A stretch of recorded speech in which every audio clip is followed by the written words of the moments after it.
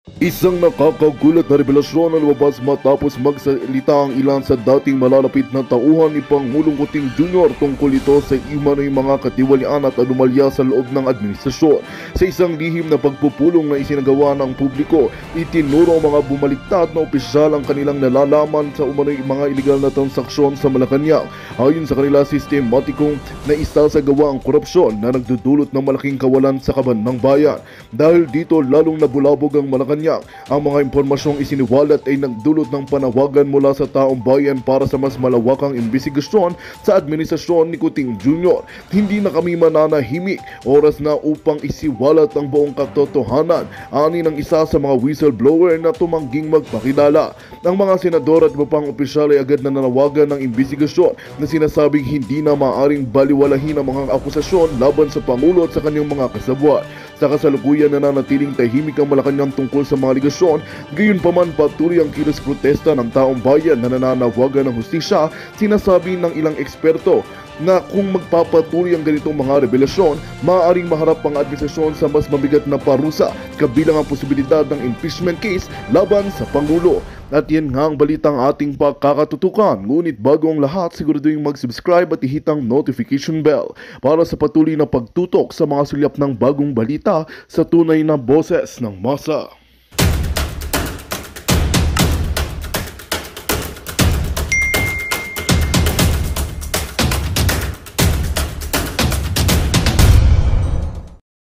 Zaldico!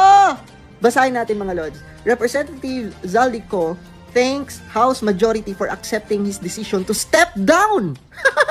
Nag-step down si Unano from his post as chairperson of the House Committee on Appropriations. Says his decision was driven by pressing health concerns. Nagkakasakit na. Ang sabihin nyo, nagkakandaleche-leche na kayo. Ang sabihin nyo, mga bahag ang buntot nyo at nagkakagulo na ang Pilipinas dahil sa inyo. Kaya para masalba mo ang pagmumukha mo, Zalde, ayun na, magsi-step down ka na. At ang irarason mo, health concerns. Grabe, bakit nagkakasakit kayo bigla? Pag budget deliberation, ang sigla-sigla nyo. Pag nagkakahulihan na at nagkakabistuhan na, bigla kayo ngayong may sakit. Nagsalita sa rally si Senator, soon-to-be Senator, Marcoleta. So, anong ibig sabihin nito? Panoorin natin.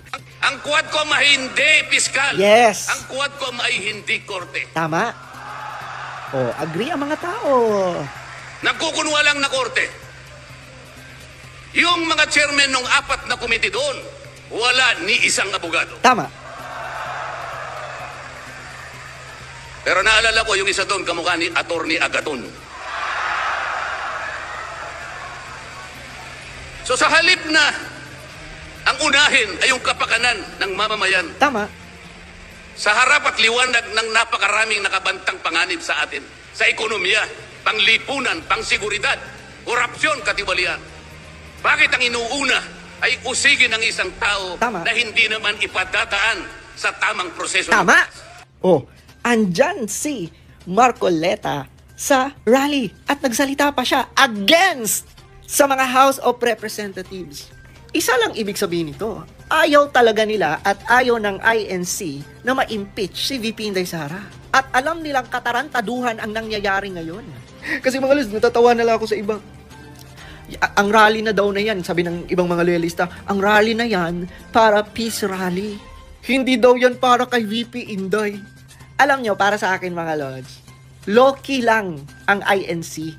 Pero ang totoo niyan, hindi talaga nagugustuhan ng INC ang nangyayari ngayon sa bansa natin, ha? Tanggapin nyo ang katotohanan na magulo ngayon. Maraming korupsyon. Grabe ang nakawan sa gobyerno. Kaya kahit sabihin nyo pang hindi naman yan para kay VP Inday Sara or sabihin man ng iba na para yan kay VP Inday Sara, ang point dito, at least nakikita ng INC ang kabaluktutan, ang korupsyon at nakawan sa bansa natin. Okay, magandang araw mga kaibigan.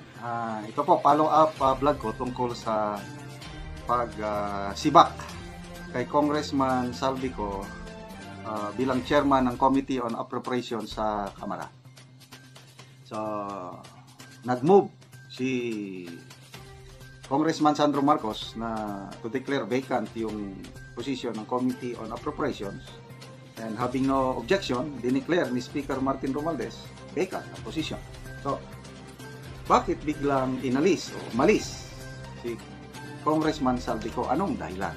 So, yung mga nabasa kong post, mga comments, sinasabi na power struggle daw between Palacio and Congressman Martin Romualdez. Ito, mayroon akong post na nabasa, PTV, posted ilang minutes ago, 31 minutes. So, bago pa lang, paliwanag. Sabi ito, read, in a statement today, January 13, Representative Saldico confirmed that he has stepped down as head of the House Committee on Appropriations. Nag-resign. Hindi kasi na ipaliwanag doon sa video nakita ko, si Congressman Sandro Marcos, nag-move lang siya to declare vacant ang chairmanship ng Committee on Appropriations. Napaka-importanting committee po ito. Okay? So, basahin ko itong statement ni Representative Saldico as posted by PTV. Sabi niya, I extend my heartfelt gratitude to the majority in Congress for graciously accepting my decision to step down as chairman of the House Committee on Appropriations. This decision, made with a heavy heart, is driven by pressing health concerns. The highly demanding nature of my role has taken its toll, and I now need to prioritize seeking the medical attention necessary for my well-being. I have always served at the pleasure of the majority. I am deeply honored to have been entrusted with the immense responsibility of steering the nation's budget in service of the House of the People and the constituents we represent. So, ito, pahayag ito na voluntary, nag-step down siya, nag-resign siya dahil sa health concerns. So, naniniwala ba kayo, mga kaibigan, na talagang voluntary nag-step down si Congressman Saldico o talagang sinibak? Paki-comment ko no. Sinibak o nag-resign? Okay, granting na nag-resign dahil sa health concern, iyan ang masama. To me, health is wealth, no? Kahit wala akong masyadong hawak na pera, between mayaman at malusog, pipiliin ko ang malusog. Kayo, anong mas gusto nyo? Millions o billions of pesos at may sakit ka rin? Bahalang wala akong pera, basta malusog ako. Ang hirap kaya magkasakit. Sino ba yung nagkasakit? Si former Governor Chavit Singson. Kailan ba siya nag-announce? Kahapon ata nag-announce siya. Nag-withdraw siya sa senatorial race dahil nagkasakit siya ng pneumonia. Bago lang siyang gumaling, nagamot na yung pneumonia. At ang advice ng mga doktor, kailangan niyang magpahinga. So ako, nasasayangan ako kay Governor Luis Chavit Singson dahil inendorso siya ni Pangulong Rodrigo Duterte at yung rating niya sa mga survey, pataas na ng pataas. At may pag-asa siyang manalo. At kung mananalo siya, to me, I will be very glad kung manalo siya sana, kung nagtuloy at nanalo. Kasi nakikita ko isa siya sa mga senador na tutulong sa napipintong impeachment ni VP Sara sa next Congress. Sa itong Congress na ito, malabo na ma-impeach siya. Kailan sa next Congress, yung susubukan ulit nilang ma-impeach si VP Sara next Congress. Okay. balikan natin dito. So kung totoo na may sakit siya, ano kayang sakit? Hindi naman ipinaliwanag kung anong sakit. Basta money is not everything. Nasubukan ko na rin humawak ng medyo malaki-laking pera. Kailan nung nagkaroon ako ng maraming pera, lalong na gumulo ang buhay ko. Sakit sa ulo yung maraming pera. Lalo na kung pera na hindi mo pinaghirapan. Yung pera na galing sa maling paraan. Na nasubukan ko yan, karma ang nangyari sa akin. Maraming masasamang pangyayari, hindi lang ako, kundi sa aking pamilya, sa aking mga kamag-anak. May dumarating ang pera, kailang ang bulsa ko butas. What I mean with butas, napupunta sa hindi magandang pagkakagastusan, either sakit o disgrasya or whatsoever. Basta, ang sabi nga ni BP Sara, ang gaba dili magsaba. Darating at darating yung gaba. Whatever we sow, we reap. Kaya ako ngayon, dumating na ako sa punto ng buhay ko na kontento na ako. Makakain lang, walang sakit, makatulog ng mahimbing. Ayos na. Tapos wala akong kinakatakutan, wala akong kaaway. Magandang relasyon ko sa aking wife, sa aking family, sa aking community. Okay na ako nun. Kasi money is not everything. Yung mga tao na nag-iisip na ang pera ang makapagbibigay sa kanila ng kaligayahan, kakamali sila. Okay? So, alagaan po natin ang ating kalusugan. Of course, we need money. Kaya lang, yung pera, gamitin lang para sa tayo ang mag-control sa pera, hindi yung pera ang mag-control sa atin. So, yun, we wish kay Congressman Saldico ng agarang paggaling kung ano yung sakit, hindi naman niya binanggit. At kung sino man ang ipapalit, malalaman natin. Kaya lang, medyo ito, kaduda-dudang bagay. Yung nababasa kong comments ni na Crescent Laureta Chu, yung mga post nila, ni na Doc Lorraine Badoy, it's a power struggle. Kasi napabalita na noon, hindi naman dininay, tahimik man lang, na mayroong higwaan between First Lady Lisa Araneta Marcos and Congressman, Speaker Martin Romualdez. So, ang haka-haka, ang suspicion ng iba is ito na yung bunga ng hidwaan na yan. Malalaman natin. Complicated na yan. Nasabay pa ng Iglesia ni Cristo rally na nananawagan na wag nang ituloy ang impeachment. So, ano kayang mangyari? Bukas, makalawa, malalaman na natin pagkatapos patapos na, I think tapos na ang rally ng Iglesia ni Cristo. More than pinakamababa 1.5 million ang nag-gather sa Quirino Grandstand plus yung 13 other venues rally. So siguro baka abot ng 3 million. Estimate ko ang lahat lumahok sa nationwide rally na ito ng Iglesia ni Cristo. Magandang araw mga kaibigan. Ito, breaking news. Habang ongoing ang peace rally ng Iglesia ni Cristo sa Quirino Grandstand, merong kakaibang nangyari sa House of Representatives. Tinanggal na sa pwesto, sinibak na sa pwesto si Congressman Saldico bilang chairman ng Committee on Appropriations. Okay, so ito, may post si Dr. Lorraine Badoy. Sabi niya, I don't know about you guys, but I see the yag balls of Tambi on his neck. At parang wala nang tulog sa lusog ng eye bags niya.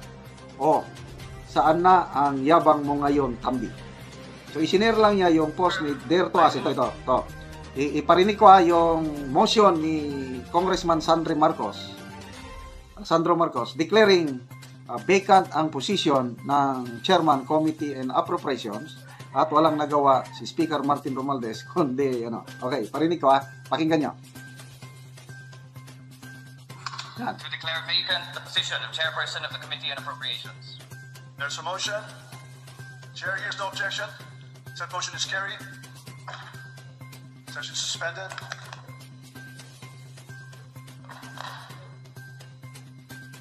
Okay? Mr. Speaker, Yan, ulit. to declare vacant the position of Chairperson of the Committee on Appropriations. There's a motion. Chair hears no objection. Said motion is carried. Session suspended. So, anong ibig sabihin yan? Okay. So, basahin ko. Meron ding comment ni post ni Crisette Laurita Chu, the same topic, na nakikita niya kung gaano katindi yung worry ni Speaker Martin Romualdez dito sa nangyari. Para bang it seems na mayroon ng namumuong power struggle sa House of Representatives dahil bakit mo biglang tatanggalin yung chairman ng Committee on Appropriations na sa matagal na panahon yun po ang loyal alalay o loyal lieutenant ni Speaker Martin Romualdez. So, ito basahin ko itong post ni Dare Tuas. Sabi niya, too much damage has been done already. Is there a power struggle? So, it is the Sun who moved to declare the position of Saldico vacant. Pinag-usapan ito, no objection, lahat behave, sumunod sa napag-usapan. Sun, anak ng Pangulo, I move to declare vacant position of Chairman Committee on Appropriations. Is there an objection? Walang nagsalita. Bakit? Pinag-usapan na yan. So, ano pa? If the impeachment pushes through, may go signal ng Malacanang. Kasi kung talagang ayaw ni BBM, the House will just follow. Alright. Said motion is carried. So, magbasa tayo sa mga comments, ano? So, kaabang-abang po ang mga mangyayari bukas, makalawa. So, comments. Sabi ni Ted Banawa, punot dulo ng kaguluhan at mga nakawan ng pondo ng bayan. Okay? Let's candidates. Sabi niya, nabuang na mga mambubudol. Talaga tong medyo masama. Hindi ko na lang basahin. More pakle. Sabi niya, anong palabas yan? Kung ang speaker ang pinalitan, maniniwala pa ako. Gilbert Pungan, sabi, replace Tambi. Yan ang the best, pero dapat yung matino at di corrupt. Leliap Raul Laza, dapat ang i-vacant ang House Speaker. Yan ang the best. Dapat, Julian Fay, sabi niya, dapat bakantin din ang House Speaker. Che Santeo, drama lang yan para makapangbudol muli. May email. Kaso, hanggat nandyan pa yan si Martin at speaker pa din, ewan, di pa rin mapagkatiwalaan ang entire House of Representatives. Paula Barrera Vargas, sabi niya, once the impeachment pushes through, yan ang simula ng katapusan nila. Taga nyo yan sa bilbil nyo. Chesko Rashid, nauuhaw na ba o nakakota or nagpractice ng pangpamas best actor?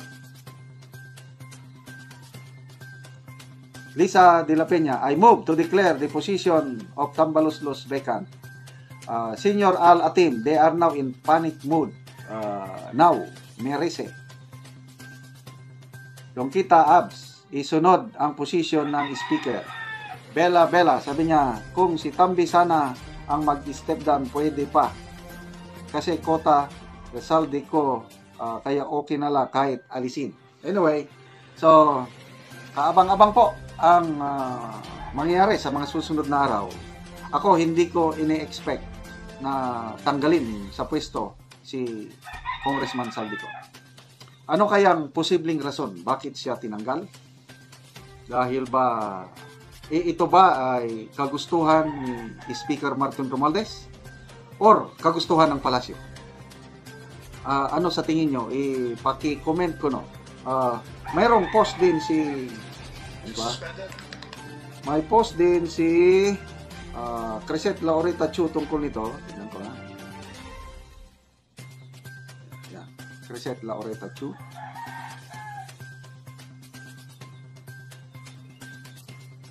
Yan, sabi nyo, ito, the worried look on Tambi's face as Sandro Marcos moves to remove Tambi sidekick Saldico as head of appropriations.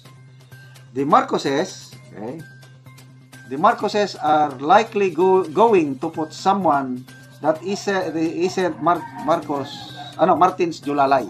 Ang ilalagay dyan, yung hindi nakadikit kay Speaker Martin Romualdez. So, kanino nakadikit? Sa palasyo. Okay. Goodbye, projects. The power struggle begins. And Martin Romualdez will not win.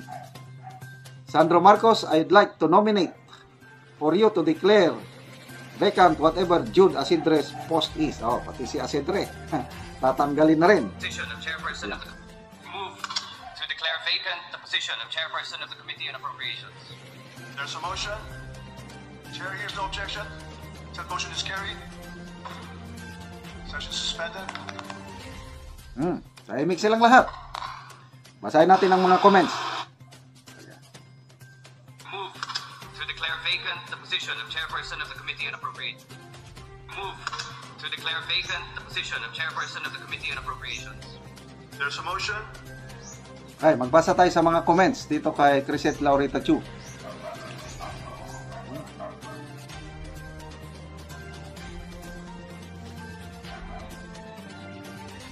Sabi ni Crisette, sunod-sunod na guys. Ibig sabihin, yung mga pagtatanggal. Sabi ni Princess Gatchetorena, obvious kaayo, yung eyebags. Napansin nila, namamaga ang eyebags ni Speaker Martin Romualdez. Kulang ba sa tulog? Si Marde Hugalbot, hindi niya kaya ang konsensya niya na hated at super hate sila ng mga tao. Kinakain niyang food makes him weak and weaker. Hindi siya bagay sa public service. Si Eric Pardilla, drama lang yan. Baka sa atras ilagay yan, holier than thou eh. Anyway, punta tayo sa Win Il Nasin.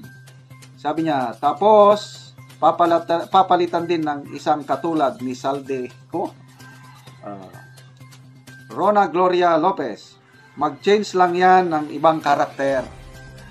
Para sabihin ko no, na ayaw na nila, ek. Sana si Tambi, remove, maniwala pa ako. So, ang mga comments ito, nagsasabi na kung totoo na alisin, isama na si Speaker Martin Romualdez. Kailan, bahala na yan ang ang House. Kasi ang mga kongresista ang bahalang magpalit sa kanilang speaker. But para sa akin, isang malaking katanungan yan, bakit biglang pinalitan si Congressman Saldico as chairman ng Committee on Appropriations na for a long time ay nagsilbing loyal alalay ni Speaker Martin Romualdez. Ito na ba yung power struggle between Malacanang at saka House of Representatives? At yun na nga mga kapinas, ano nang masasabi mo? Kung meron kayong hinahing at komento tungkol sa video na ito, comment nyo na yan sa baba at babasahin ko yan mamaya. At kung nagustuhan nyo ang video na ito, ay huwag kalimutan i-click ng like at i-share na din para mas marami pang makaalam sa mga kabuluhang video ito. Thank you so much po.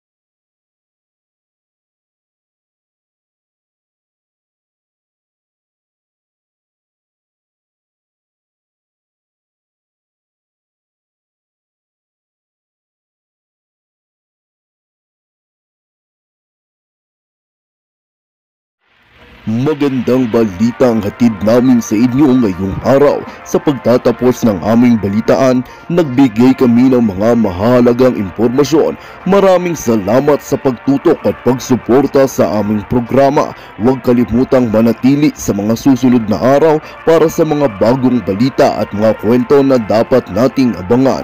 Mula sa Boses ng Masa, magandang araw Pilipinas!